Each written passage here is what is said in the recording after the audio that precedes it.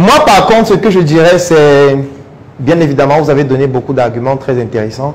Si je me contente sur la problématique spécifique qui est celle d'identifier les propriétaires de biens immobiliers, et quand on parle de biens immobiliers, ça peut être des terrains, ça peut être des maisons, ça peut être n'importe quel type de bien. Effectivement, il y a une mafia, et ce qui est légitime, parce que c'est leur business. Ça veut dire, je ne peux pas te donner facilement l'adresse de mon fournisseur, par exemple, ou de mon client le plus intéressant, qui pourrait faire en sorte que plus tard, il ne travaille plus avec moi. C'est vrai que c'est la mentalité qu'on a chez nous, ce qui est dommage, alors qu'en réalité, on peut se mettre ensemble et gagner plus. Finalement, c'est ça qui est notre réalité.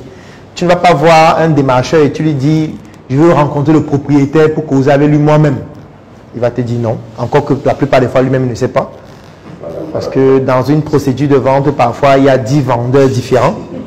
Et donc, il y a le vendeur, mais qui a 9 vendeurs. Donc, parfois, sont en échelle superposée. Ça veut dire qu'en termes de niveau d'information, ils n'ont même pas le même niveau d'information. Et comme chacun veut avoir sa commission, le prix se retrouve multiplié par 2, 3, 4, parfois même plus. Parce que chacun se dit, il faut qu'à mon niveau, si je trouve le client, je mette tel montant. Celui qui m'a donné l'information, lui, il avait mis son montant aussi au fur et à mesure, de telle sorte qu'au final, même un bien qui coûte 10 000 francs se retrouve à être mis sur le marché à 30 000 francs, 40 000 francs. Et les gens n'achètent plus, ou du moins plus suffisamment parce qu'ils ont l'impression que ça coûte trop cher. Ou alors, même quand ils achètent, ils se rendent compte qu'ils sont abusés parce qu'ils étaient face à un interlocuteur qui n'est pas le bon. Donc, la problématique et le challenge, c'est d'identifier le bon interlocuteur. C'est-à-dire, je veux me positionner en tant qu'un vendeur de biens immobiliers. Mais pour être un bon vendeur et être compétitif, il faut que j'ai accès à la source. Et il faut que ce soit en contact avec celui qui a le bien, qui me dit, je vends mon bien à tel montant. Là, moi, je peux être compétitif parce que sur le marché, je peux être plus agressif, même en termes de prix. Et je peux beaucoup plus facilement avoir des clients. Donc, la complexité revient donc à trouver des personnes qui sont propriétaires de biens. Alors, la première chose qu'il faut faire, c'est de segmenter. Parce que vouloir dire qu'on va vendre tous les biens immobiliers, c'est utopique. Ce serait même une perte de temps. Donc, première chose qu'il faut faire, c'est identifier quels sont les types de biens immobiliers. Parmi ces différents types de biens immobiliers, quel est le type qui va me rapporter le plus d'argent ou qui sera plus intéressant financièrement en analysant le rapport qualité-coût? Oui, vas-y. Honnêtement, je vais le préciser. Je suis actuellement dans le secteur terrain nu. D'accord, magnifique. Je ne vais pas encore sur les terrains nus. D'accord. Terrain nu. Ça veut dire qu'il a déjà segmenté et il a identifié le type de bien immobilier qu'il veut vendre.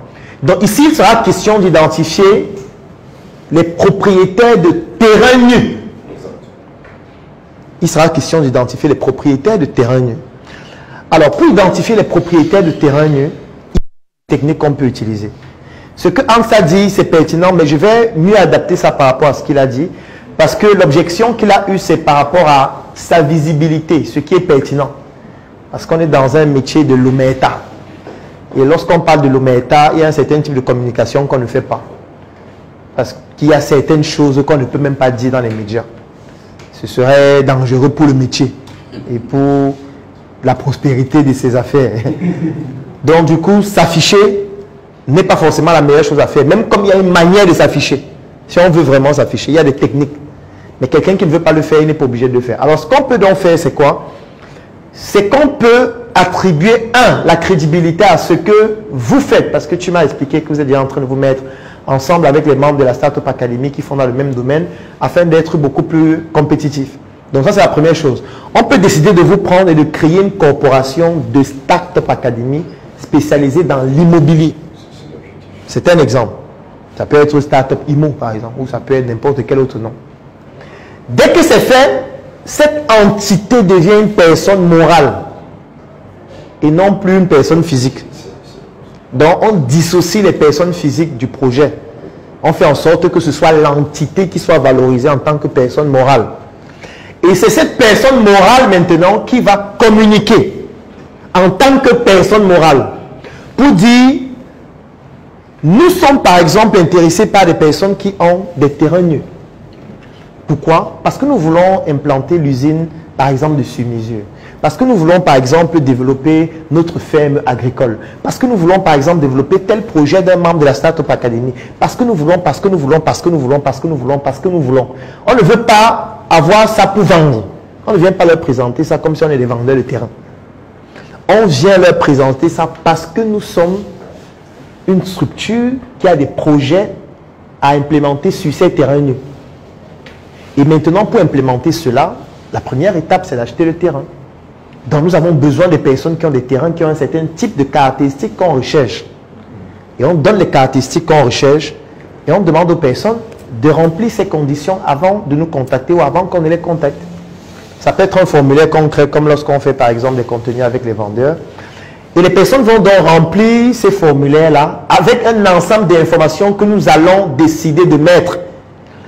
Et dans les informations qu'on va demander, il y a des éléments qu'on va mettre qui vont permettre d'éliminer ceux qui ne peuvent pas être des vendeurs, ou du moins qui ne sont pas des propriétaires réels.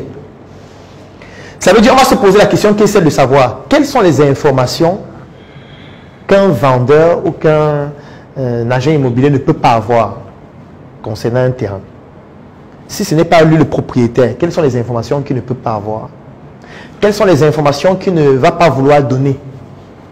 Et c'est en fonction de ces éléments qu'on va constituer les formulaires qu'on va créer, qui va nous permettre d'avoir donc une base de données de propriétaires de biens. Et maintenant, à partir de cette base de données, il y a beaucoup d'autres choses qu'on peut faire. On peut organiser un événement où on les réunit, où on leur présente les projets qu'on a. Et directement, étant donné que la phase de vente de terrain est une phase indispensable, on peut directement négocier par rapport à ses coûts. Et l'avantage dans ce genre de stratégie, c'est qu'on peut acheter le terrain moins cher par rapport à ce qu'ils mettent sur le marché. Pourquoi? Parce qu'un terrain n'a de la valeur, surtout lorsqu'il est nu, que lorsqu'il sera exploité avec un projet par exemple. Un terrain qui est nu, lorsque les gens savent que sur ce terrain on va construire un hôpital, la perception du projet change. Parce que celui qui a le terrain nu, parfois il n'a pas les moyens lui-même pour faire l'hôpital. Par contre, si quelqu'un vient et veut faire l'hôpital sur le terrain, ce qui va produire de la plus-value, ça peut être utilisé comme un argument de vente du terrain à un prix moins élevé.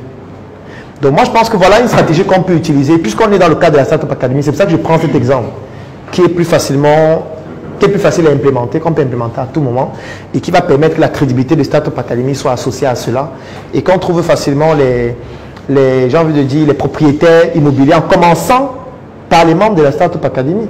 Moi j'en connais plusieurs qui sont propriétaires terrain, qui pourraient déjà eux-mêmes être des propriétaires qui se mettent dans le projet et qui contribuent à ce que l'initiative puisse continuer dans ce sens-là. Donc voilà la solution que moi je propose. Donc première chose que je vous recommande de faire, c'est d'identifier tous les membres qui sont dans le domaine de l'immobilier, que ce soit dans la vente, que ce soit des propriétés immobilières, que ce soit des promoteurs même immobiliers. Ça c'est la première chose à faire. Et la deuxième chose à faire, c'est de réfléchir sur la personne morale qui pourrait encadrer cette activité. Est-ce que ce serait une SCI? Est-ce que ce serait quoi, une association? Est-ce que ce serait, comment est-ce que ça va être constitué? Qui sont les membres pour le moment qui se démarquent et qui voudraient appartenir à cette corporation? Et maintenant, là, quand vous allez nous présenter le rapport, nous, maintenant, en interne, on va essayer de travailler sur comment rendre cela opérationnel en commençant par des tests, bien évidemment, avec un certain nombre de projets et de voir comment, au fur et à mesure, on peut développer ça. Donc, voilà un peu, sauf si vous voulez réagir, je ne sais pas. D'accord. Voilà, donc voilà un peu ce que je peux proposer pour ce genre de projet. Next. Oui. Non, si tu as aimé cette vidéo, alors tu vas adorer mon coffret VIP. Le coffret VIP, c'est 200 heures de vidéos, 17 formations pour te permettre de plonger en immersion dans l'univers entrepreneurial et développer tes performances. Et ce n'est pas tout, parce que ce coffret VIP te donne aussi droit à une adhésion de 3 mois dans le Claudel Noubissier Business Group, qui est un groupe business qui comporte plus de 1000 membres pour te permettre de gagner des marchés, trouver des partenaires et même des investissements dans tes projets. Si tu es intéressé par cette opportunité, clique sur le lien dans la description de cette vidéo ou tout simplement contacte-nous afin de pouvoir bénéficier de cette opportunité exceptionnelle. Rendez-vous dans le Claudel Noubissier Business Group.